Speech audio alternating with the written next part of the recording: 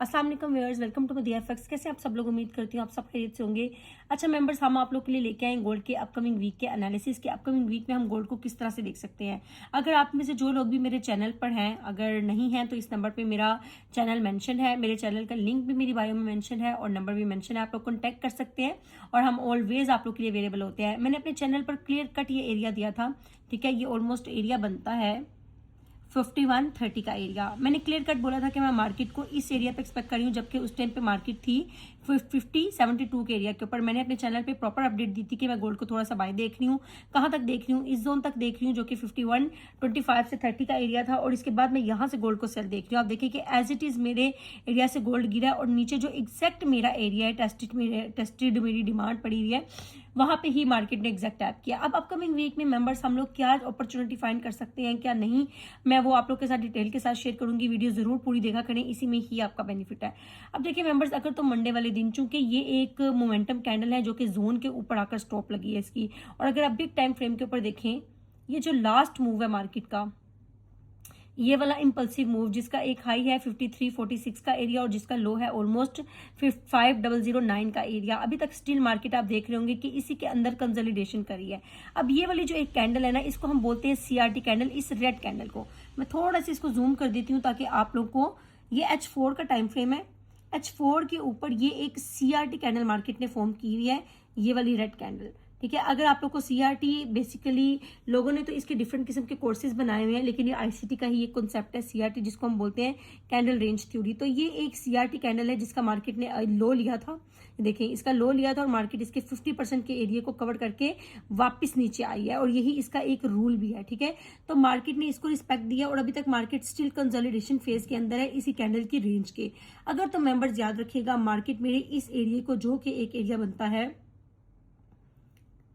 5008 का area members almost बनता है। अगर मार्केट 5008 या 9 के नीचे H1 की कोई भी बिग टाइम फ्रेम की, H4 की कोई भी कैंडल क्लोज करती है, H1 की भी करती है, अगर इस एरिया से नीचे, तो मेंबर्स हम मार्केट को मजीद स्ट्रॉन्ग सेल देख सकते हैं। कहां तक देख सकते हैं? पहला जो मेरा टारगेट एरिया होगा वो 4929 का एरिया होगा। मैं इस एरिया को प्रॉपर मार्क कर देती हूँ। ये एक एरिया होगा, इसके बाद मेरा एक्सपेक्टेड जोन। और अगर मार्केट स्टिल इसके भी नीचे कोई कैंडल क्लोज करती है तो मैं डेली से एरिया निकाल के लाऊंगी। ये डेली का टाइम फ्रेम है। अच्छा, यहाँ पे आप एक और चीज नोटिस करें मेंबर, थोड़ी सी डेली के ऊपर अगर आप देखें तो ये जो लास्ट 2 कैंडल्स है ना, हमेशा याद रखिएगा, कैंडल्स आपको चार्ट के ऊपर सारी कहानी बता रही होती हैं। ये वाली जो 2 कैंडल है ना, इन 2 कैंडल से क्लियर कट हम मार्केट को प्रेडिक्ट कर सकते हैं कि मार्केट का जो झुकाव की तरफ, सेल की तरफ ज्यादा झुकाव है, ठीक है। आप देख सकते हैं कि ये जो रिजेक्शंस थी, एक ये रिजेक्शन, एक ये रिजेक्शन, ये बड़ी स्ट्रॉन्ग रिजेक्शंस थी, ठीक है। यहां से हम मार्केट को बाय में एक्सपेक्ट कर सकते थे, लेकिन अनफॉर्चुनेटली मार्केट ने बाय को रिस्पेक्ट नहीं दी। इट मीन्स कि जब मार्केट में बायर्स एक्टिव नहीं है तो इट मीन्स मार्केट में सेलिंग मौजूद है, और ये सेलिंग हम इन 2 मोमेंटम कैंडल से एक्सपेक्ट कर सकते हैं। अब अगर तो मेंबर्स मार्केट इस एरिया के ऊपर, जो कि मैं ऑलरेडी आप लोग को बता चुकी हूँ, 50, ये एरिया बनता है ऑलमोस्ट 4986 का एरिया। अगर मार्केट इस एरिया की लिक्विडिटी उठाकर 4992 से आप ये समझ लें कि 4986 या 84 तक भी मार्केट आ सकती है, और अगर मार्केट इस एरिया से हमें रिजेक्शन देती है, गौर से सुनिएगा, अगर मार्केट इस एरिया से हमें रिजेक्शन देती है ना, तो हम गोल्ड को लॉन्ग बाय कर सकते हैं।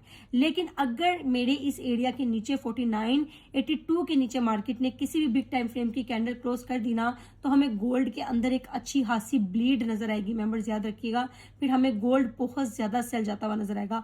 आपने देखा है कि कभी भी जब मार्केट में फंडामेंटल सर्कुलेट कर रहे होते हैं ना, तो आप फंडामेंटल्स को कभी भी इग्नोर नहीं कर सकते।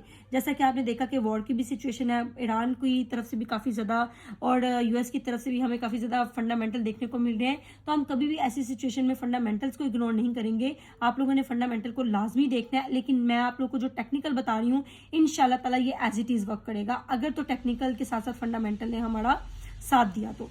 अब मेंबर्स याद रखिएगा, अगर तो मेरे इस एरिया के नीचे, जो कि 49 एरिया बनता है 4985 का एरिया, अगर मार्केट 4985 के एरिया के नीचे H1 की क्लोजिंग देती है तो मेरा जो टारगेट होगा वो 4903 का एरिया होगा। और अगर मार्केट 4903 के एरिया के नीचे या 4891 के एरिया के नीचे भी किसी बिग टाइम फ्रेम की कैंडल क्लोज करती है, लाइक M30 या H1, तो मेरा जो टारगेट एरिया होगा वो 4692 52 का एरिया होगा। और अगर मार्केट इस एरिया की लिक्विडिटी उठाने के बाद, लिक्विडिटी उठाने का मतलब है कि यहाँ पे जितनी भी एसएल पड़े हुए हैं लोगों के, उसको हंट करने के बाद इस एरिया पर रिजेक्शन देती है, कोई स्ट्रॉन्ग रिजेक्शन, तो हम मार्केट को अपसाइड देख सकते हैं। ये डेली का चार्ट है, कितना अपसाइड देख सकते हैं मैं वो भी आप लोग के साथ शेयर कर देती हूँ। फिर हम मार्केट को देख सकते हैं। पहला जो टारगेट एरिया होगा वो अगेन ये वाला एरिया होगा, जो कि एक एसएनआर एरिया भी है, 50-72 का एरिया। और अगर मार्केट 50-72 के एरिया के ऊपर किसी भी बिग टाइम फ्रेम की कैंडल क्लोज करती है, तो जो हमारी टारगेट एरिया होगा वो ये एरिया होगा 5134, और उसके बाद एग्जैक्ट ये एरिया 5197 का एरिया। बहुत सिंपल है, कुछ भी नहीं है। आप लोग अगर मेरा चैनल देखें तो मैं बिल्कुल फ्री ऑफ कॉस्ट, अल्हम्दुलिल्लाह, मेरे एनालिसिस ही मेरे सिग्नल होते हैं। मैं आप लोगों के साथ इतने अच्छे क्लैरिफिकेशन के साथ चीज़ों को शेयर कर रही होती हूँ ना, कि अगर कोई बंदा मेरा चैनल ज्वाइन करके उसकी अपडेट को प्रॉपर फोकस कर ले, आई डोंट थिंक सो कि उसको कभी भी किसी के वीआईपी की नीड होगी। इसके अलावा हम कोर्स स्टार्ट करने जा रहे हैं। हमारी पर्सनल क्लासेस ऑलरेडी हमारी चलने लगी है, इंशाल्लाह मंडे से स्टार्ट होंगी।